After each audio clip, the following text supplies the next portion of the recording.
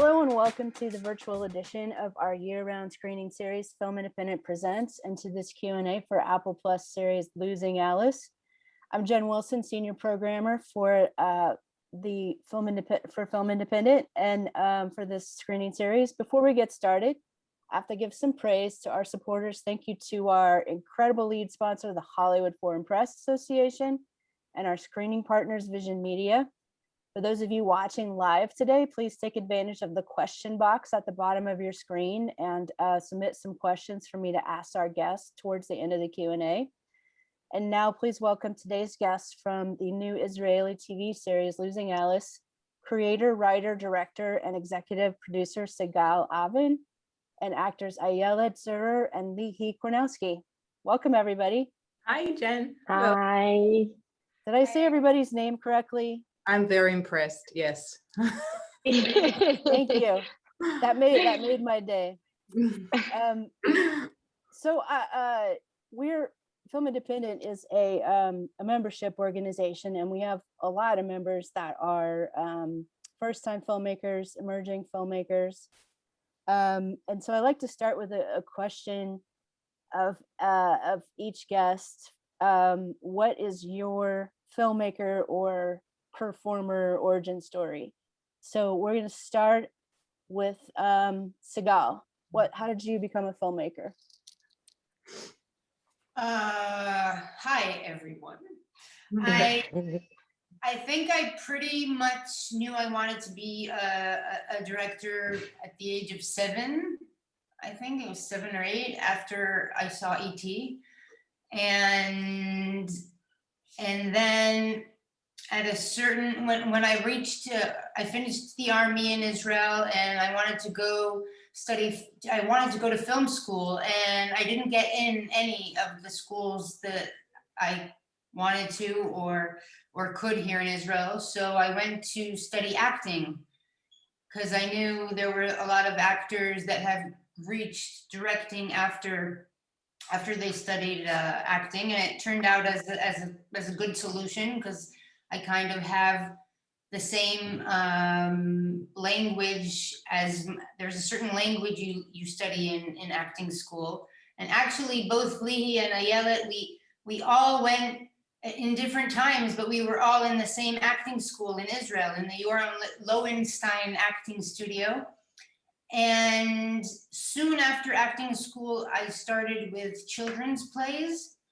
And after children's plays, I was writing 3 of Israel's acclaimed telenovelas.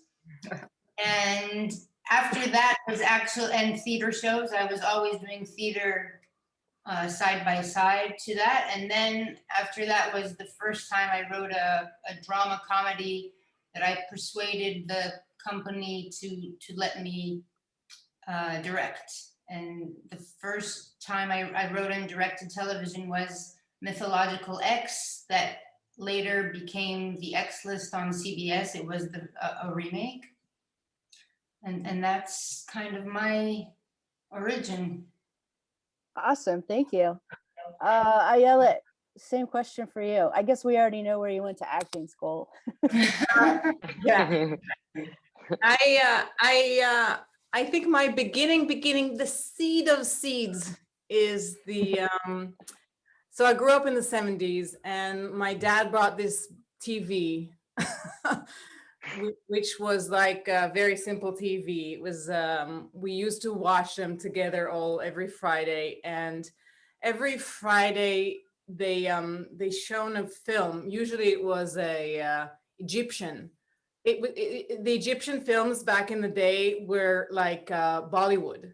There were a lot of like drama and juices and some songs sometimes. And so that was one thing that I watched. And then the other thing that I watched was my dad's choice of film, which was Clint Eastwood.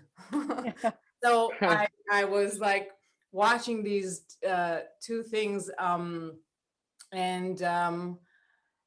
And I think I was very captivated by Danny Kaye as well. I think they used to show his films as well. He's a, the comedian. I don't know if anybody remembers, but absolutely. So these are my 3, I think, influences the beginning of what became my love for film. That's an amazing potpourri of influences. I love that. My dad was a major Clint Eastwood fan too. So Oh my gosh. I saw Still am, and I Yeah. still dream of becoming him. Clint Eastwood. Yes.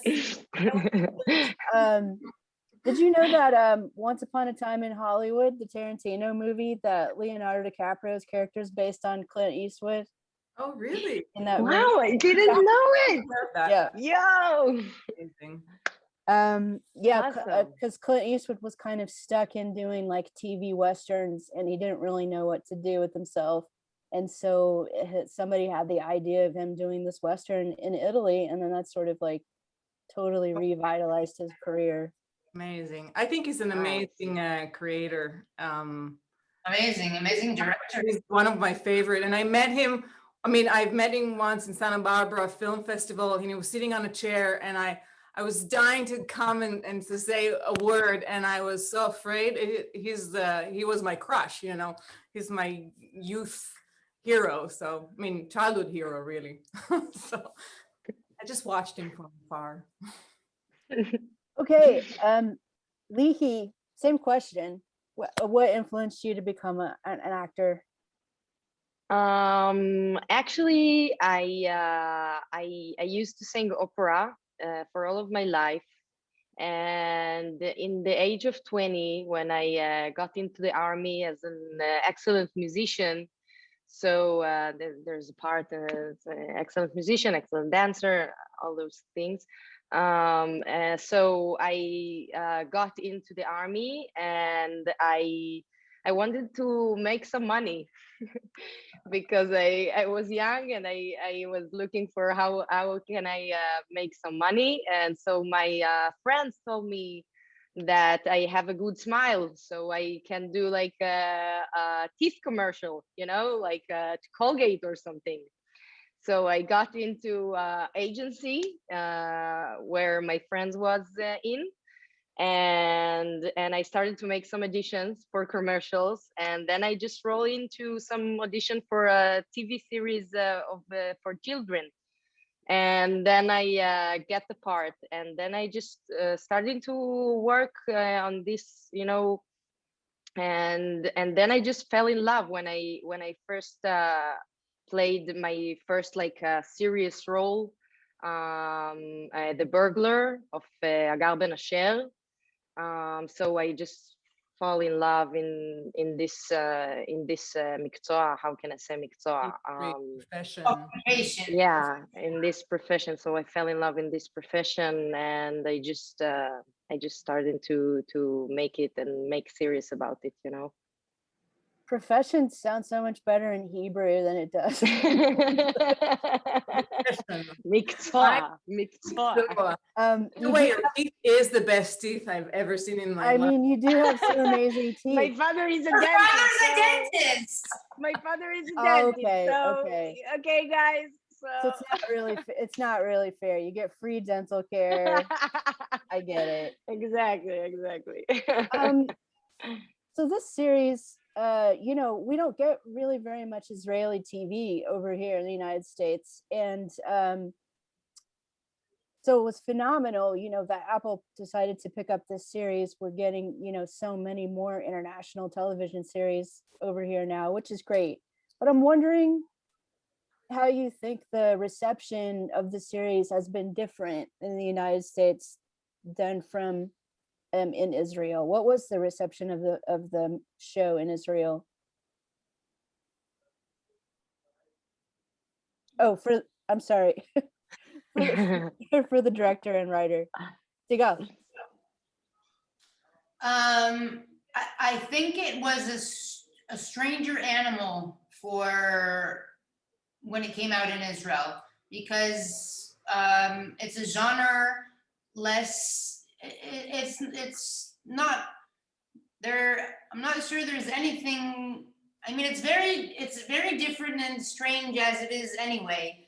And in Israel, especially, the psychological kind of thriller, the film noir, is something that's not done so much. It's much more like alpha male, army, military, religious thrillers. And so it took a while to kind of get used to here. And the people who did dive in went through an incredible journey. But it took, in the beginning, it was like, what is this? What kind of show is this? And so then the reception in the States was pretty mind-blowing for us, I think, because it was, first of all, the fact that suddenly people are seeing your show all around the world, not only in the States, but it's pretty mind-blowing. And So the other thing I noticed is we don't have that many shows here in the US on the scale of your show with one creator, writer, director. Is that very common in Israel for one person to wear all those hats and do all the work? I think it's more common here for, I mean, a lot of time there's a different writer and a different director, but it is common for one director to do all the episodes in Israel because there's not enough money to direct the episodes separately. So you can't get directors for hire to direct each episode. And then it kind of ends up being one director shooting in a very few days an episode and doing everything together, where you're actually not shooting chronologically, but just by location. Well, congratulations to you. This series totally knocked me out. I just saw it on Monday. I finished it Monday, and I feel a little obsessed with it. Thinking about it a lot. I'm wondering if, for Sigal, what was the inspiration for writing this? Was it based on any particular women that you knew, or any particular film, TV, book that you had encountered before? I think it was inspired by many things. I guess the first thing, it started out from probably the phase I was in life. I think the fact I think directing is a very demanding art profession, and it becomes harder as a mother, because there's almost no way to do it without being away for a very long time. But if you are a director, then you probably love directing. It's just one of those rides that are, it's very hard to live without it, if that's what you want to do. And then I think I wanted to write about being torn between those two worlds, and that's kind of where it all started. And then I had this image of these two women on the train, and I guess that was inspired by many film noir and thrillers that I'd seen and loved, and decided to switch the male gaze with the female gaze. For the two actors, Ayelet, what do you recall what your feeling was when you first were offered the part and saw the script? What was it that drew you to want to do the project?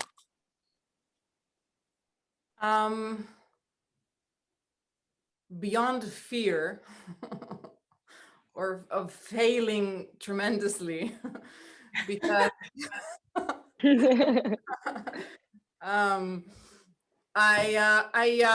it's very truthful.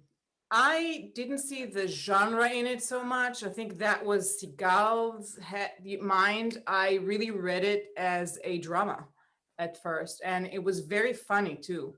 There were scenes that carried so much truth between men and women husband and wife relationship, a lot of truth in what it is to be a woman in a certain age, what it is to be a woman in a certain age who's working or hasn't been working as much as she wanted to, or to be a creator, to be someone who has fire, but the fire has transcended or moved somewhere else. And it had a lot of humor in it at the same time, which I loved. And it was very, very unique. And there was a lot of riskiness, something very fresh and new in it. So I felt very, very lucky. But also at the same time, like afraid, like I wasn't sure what the hell I was going to do with it. But the truth is that Sigal was really a great friend and a director in the sense that she and I were, because we worked a lot overseas, at least at the beginning of the process, we texted each other and we Skyped. There was no Zoom back then. And yeah, we had such a close, we sort of realized we were very close in the real sense of what we are and as women. And her friendship and her support and her point of view really shaped the way that I was looking at Alice without judgment. And I think that's kind of what helped me really dive in and allow myself to be in places that are not quite comfortable, you know. Speaking of dark places, Lihi, what? I'm sorry. What did it feel like for you to sort of be, you know, the person in this cast who's sort of this shadow figure who represents some of the darkness that's going on? Yeah. You know, I feel that I had the honor to play Sophie, because she's such a unique character, and I've never played such a type of character, you know. That I think that I connected to her because she's like, she wants something really, really bad, and she's young, and she would do anything to get what she wants. And it's like what Ayelet Alice said at the end of the series, like it was a life a life, איך אני אומרת, משימה. Mission, A life mission, yeah, it was a life mission for Sophie also. I think that she had like a really big pain, a really big trauma, and I think that she believes that the only way to repair, right? Repair. The only way to repair it is to do that movie, and the way she sees it, and the way she sees heal. Right? It's the only way to heal. heal. Yeah, Heal. the only way. Yeah, thank you. The only way that she can heal about from that trauma that she carries with her. So it's to making that film, and the specific way she sees it.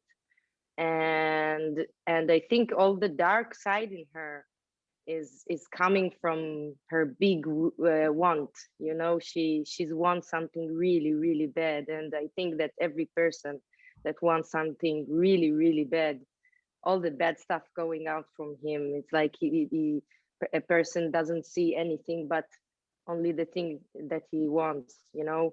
And I think that's the beautiful of the darkness of Sophie, because I think that I when I first read the script, so I really, you know, when I got into the end, so I really started to cry, because she did a lot of like bad things and good things, but she did a lot, and she didn't get the, you know, the present at the end, because she went too far, because she fly high and high and high, and she burned, the sun burned her, and that's why I love so much that character.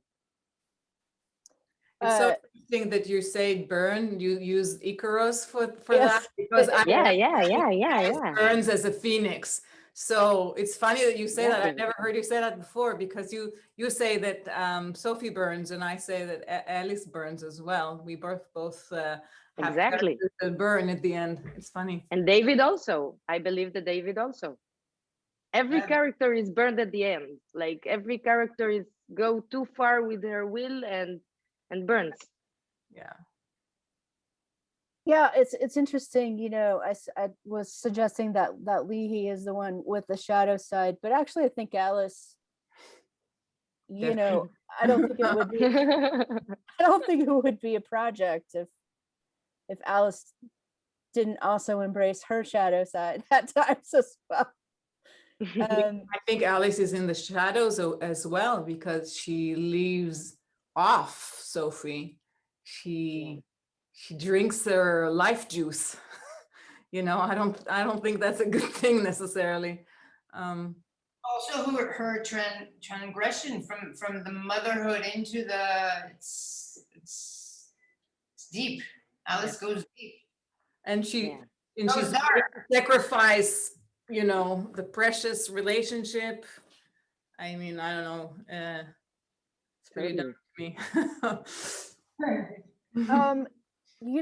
Thematically, the show made me think of a lot of the things, but big time, the question of, can women have it all?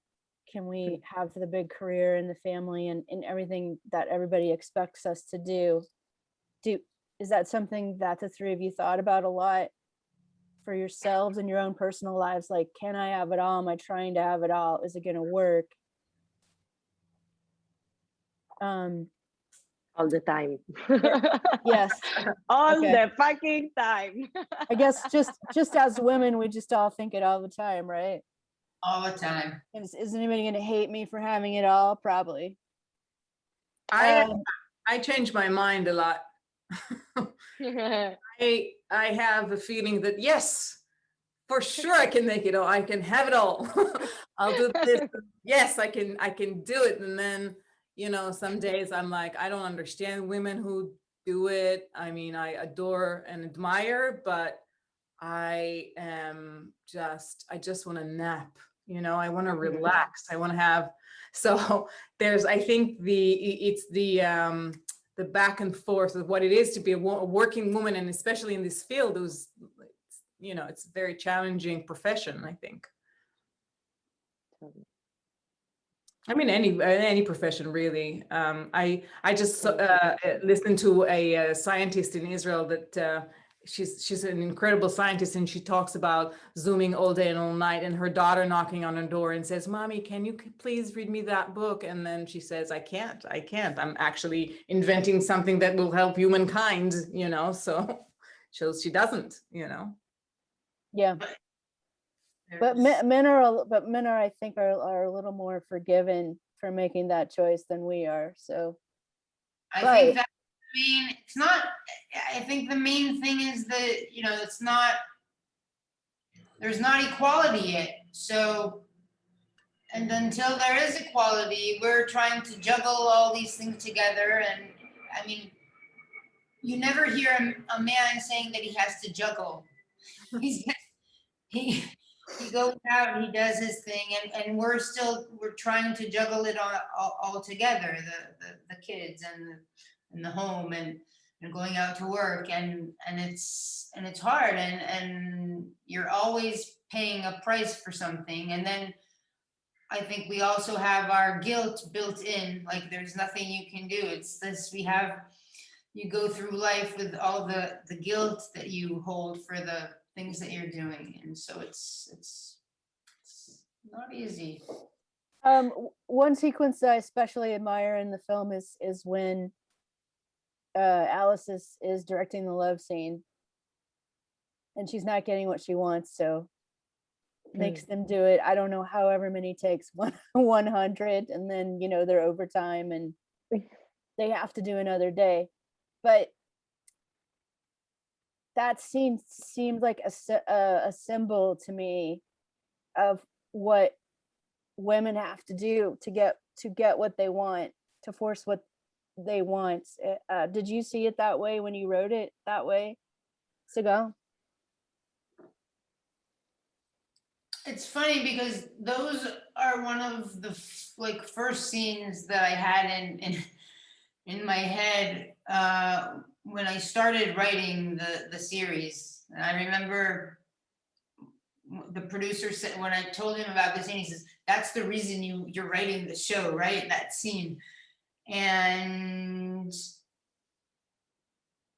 I don't know why. Like I what you're saying is interesting, but I guess she reaches this point where I think it combines the fact that she's like gone the whole range, and now she's at the point where she will not compromise. Like she's going to get what she wants, even if it, like we said, she's going to burn a second after and she's too close to the sun, but she's going to get what she wanted. Like she's gotten this far. She's not going back, and she doesn't, and she gets what she wants. I think this story is actually reminds me something that really happened on set. And I can tell you that we had a day. It was one of the hardest days. It's a night shoot that started at I think 12 o'clock at night or something like that, and was supposed to go all the way till 12 in before the afternoon the next day, and Wow. it had all the train stuff, right? Remember? Yeah, Sigal? yeah. I cannot forget. This to me is really similar in a crazy way to that scene, although it doesn't have the personal component of like pushing your close people to the edge.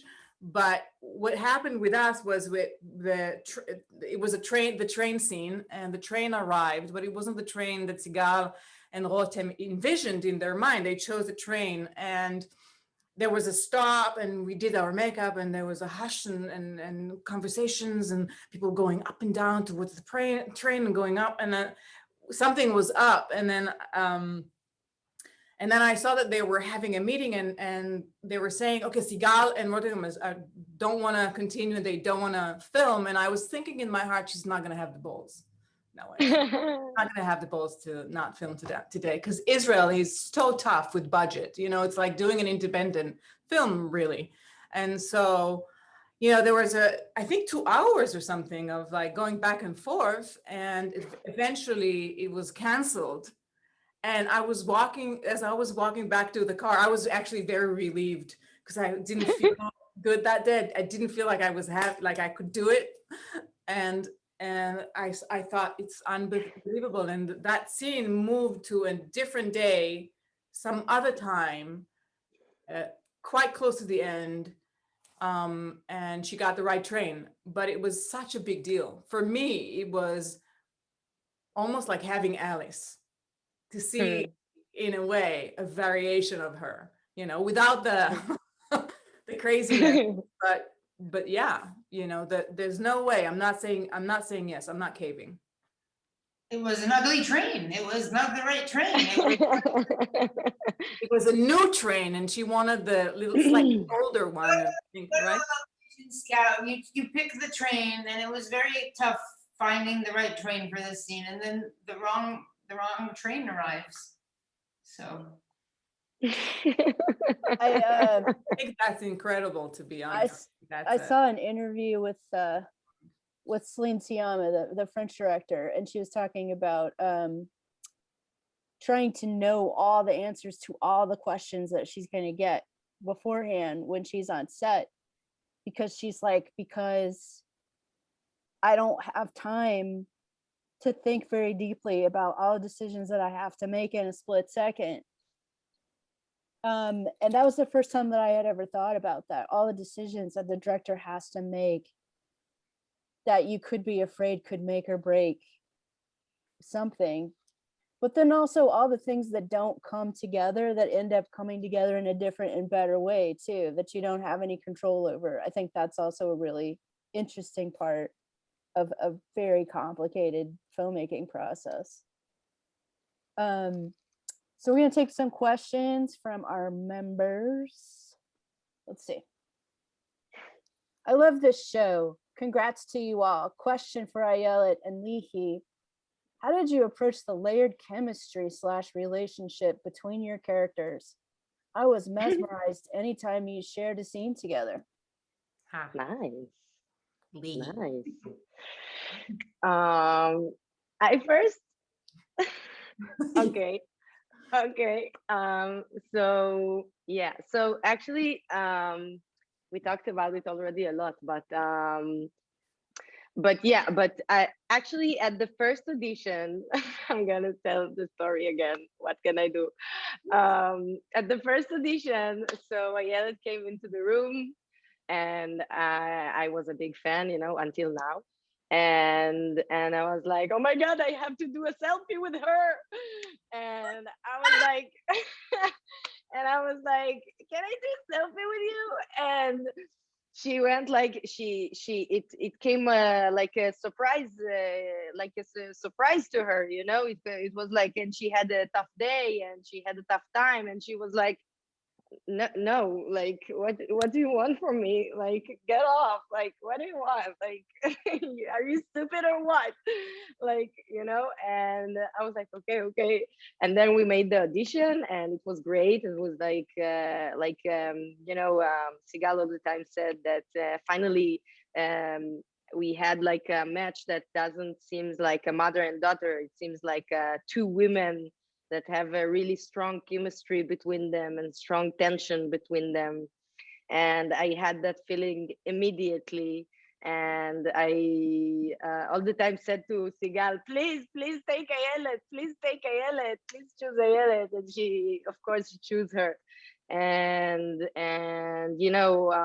I felt like, actually, I felt like in the Ayelet felt it too, really strong, that I really had a lot of how can I say, I had a big tension, like anxiety, like harada, Anxiety. anxiety from acting with Ayelet. So at the first day, she felt it, and I think that she had a really smart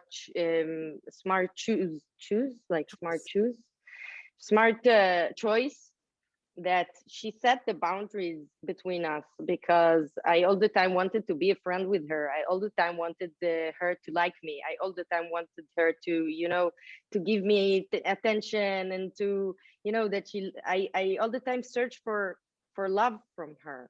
And she was like, no, it doesn't supposed to be like that.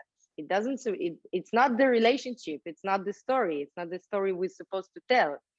And it was so smart from her to act like that, because it gives all the tension and all what the nice man that he just said. So it gives all that to the relationship between Sophie and Alice, because they're not supposed to be friends. They're supposed to be so many things, so different things, so many other things, but not like the usual good friends. So that's what I felt, and when I first watched the series, so I felt how smart she was, because it totally came out that chemistry, and it was so important for the story of the series. Yeah, for me it was really interesting, because I came to the audition, and when Lee asked me to have a selfie right before the cameras are on, I came from like hospitals where my mom was like broke her elbow, and I didn't feel any glam, or I didn't feel like I was even deserving a selfie really at this point. I was like, why is she wanting me more? And then I realized that there's a juxtaposition of like how she sees me and how I feel. And then that's kind of exactly where the first scene that we've read together, which is the scene on the train. There's the sensation of Alice, how she is perceived by Sophie, but how she really feels inside, because she just came from shooting a commercial. It's like it's not a great feeling, you know, when someone talks to you about your first amazing film and how it in fact changed your life. So that was one thing that was, but she actually, by doing so, really like shot me right into the scene, because I was feeling exactly the right feeling that I was supposed to have, you know, which is an attraction, because you if someone loves you and adores you or admires you, you want to become their friend, because hey, you know, who doesn't? But at the same time, you don't feel deserving of it. So I think that's quite where Alice is. And through the filming, I really kept away, because I wanted to keep that exact vibe between us all the time, because it was like, oh, I want to be your friend, but no, I can't, because of this, and this. And I felt it was working for us, you know. I just felt it was working for us. I didn't get what I wanted, and she didn't get what she wanted. And so there was always like a thing, like, it was very complicated actually to Yeah. film. Yeah. But I think it helped us in some Very way. much. It's really interesting to hear that story and then hear your two different perspectives on it. Like, I feel like I watched the scene from your point of view, Lee, and then I watched the same scene from your point of view, Ayelet. Ayelet left the room, Lihi said, she didn't give me a selfie. She wouldn't give me a selfie. What? She didn't give me a selfie. I was like so surprised. I was like, I can't believe it. I can't believe it. I just missed her. She was just left. That experience is common when you live in Hollywood. Yeah. and you see I'm stars sure. and people you admire all the time. You never know what kind of reaction you're going to get. It could be super positive, or it could be super like really terrible. So Yeah. but everybody is in their own, you know, groove. So you could be interrupting someone at a time when their mom just broke their elbow and not know it. So Exactly. Exactly. let's see. Sorry, I lost my thing here. Sigal, who are some of your biggest influences in the genre of psychological thriller? What movies, TV shows did you study in order to learn how to write and shoot suspense?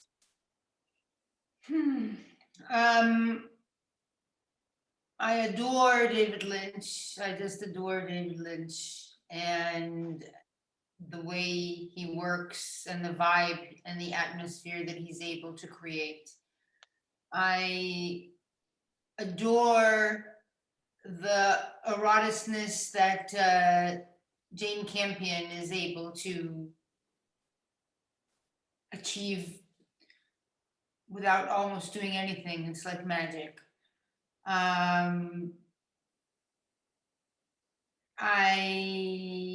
Hitchcock is, I saw, like Sophie says in the series, I saw his movies at a very young age. And I think those really stayed with me. And I'm also, of course, the right age where I was watching all the erotic thrillers that came out in the 80s and the 90s, the Verhovens and the Adrian Lyns. And so I guess I kind of really grew up on all of those films. And then my father is a cinephile. So cinephile, is that how it's? Yep. Yeah. So so I was also watching a lot of the classics, Double Indemnity and just a lot of classic movies.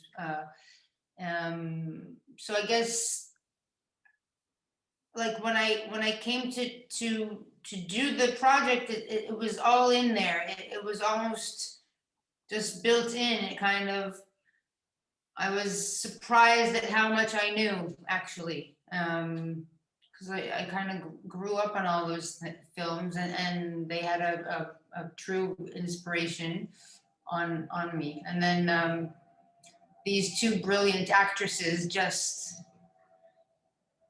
inspired me as well. they truly inspired me and the characters that I wrote. I think they were able to fill those characters and bring them to another level with what they put into them. It's interesting that you say that, because I have a TV club. We call it TV Club. It's a group of women, and we watch movies and TV shows, or we rewatch things. And in quarantine, we watched a lot of those 80s thrillers too, like Body Heat. And my revelation from it's interesting you talk about the women in those. My revelation from those is those actresses are so great. Kathleen Turner. I'm just like, I was just stunned at Glenn Close. But yeah, there's a parallel between this, I think, and those performances, you know, because the women are carrying this series, and yeah, good inspiration. Okay, we're gonna take one last question. I'm obsessed with your show. The series ends with Lihi's character opening her eyes. Is there a thought about a second season? Everybody's cool.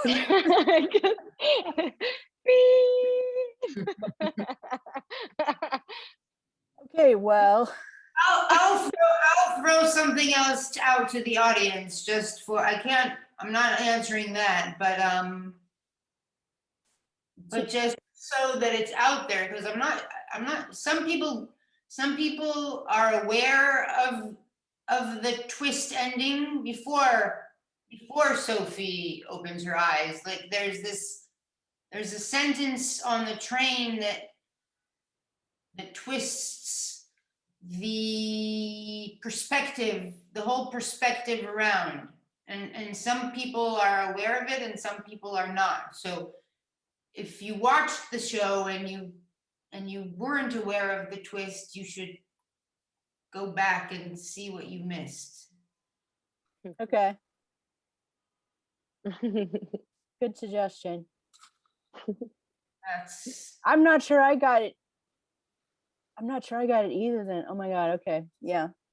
I know what I'm doing after this interview. I gotta go, you guys.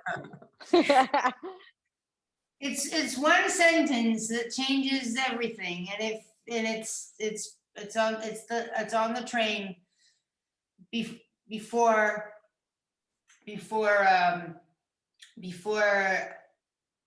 Alice before we reach the last scene with Sophie, and it's a conclusion that Alice realizes, and if you didn't get it, then you're missing a big piece of the series, and you should go check what you missed. And it's a different effect. The whole ending changes in front of the whole thing changes. So if you haven't, I think that I did, but I'm not gonna say anything. Well, we'll just have everybody go back and check it out. But I'm gonna recheck it out just to make sure. Well, thanks everybody. This conversation's been amazingly fun, and I enjoyed your work so much. And I hope that we get to see you all on our television sets and movie screens again soon. So yeah, so thank you for joining me, and please take care. If anybody hasn't watched, check out the series on Apple Plus. Thank you. You can binge watch it now. Every episode's up there now. Thank you, Jen. You were wonderful. Thank you. Thank you, Jen. You were awesome. Take care. Bye.